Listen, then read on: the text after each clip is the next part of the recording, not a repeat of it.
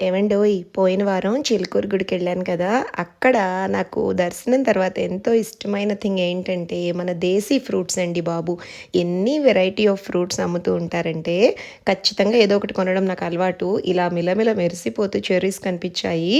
నా expectation of cherries ఏంటంటే, cake ముక్క మీద ఎర్రగా స్వీట్‌గా ఉంటుందేమో నోట్లో ఏసుకుంటే అనుకున్నాను. అన్‌ఫార్చునేట్‌లీ పుల్ల పుల్లగా ఉన్నాయండి. 2, 3టికి మించి తినలేమనమాట. సరే మనకి రెచ్చిపోయి కొనడం అలవాటు కదా! ఒక అర కేజీ అయితే కొనేసాను. అయి ఏం చేయాలి ఇంకా?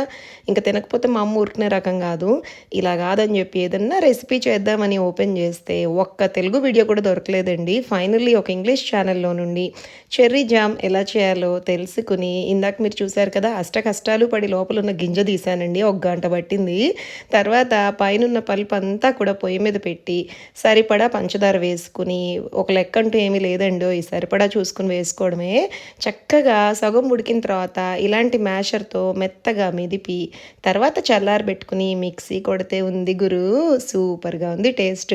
సో, ఇవాళైతే నేను టేస్ట్ చూడడం జరిగింది బ్రెడ్ మీద పూసుకుని అద్భుతహ! మరి ఇలాంటి షార్ట్స్ అండ్ వీడియోస్ రోజు చూడాలి అనుకుంటే ఛానల్‌ని సబ్స్క్రైబ్ చేయండి. అలాగే పక్కనే ఉన్న గంట సింబల్‌ని కూడా ప్రెస్ చేయండి. ఉంటాను మరి. Thank you so much for watching. Bye.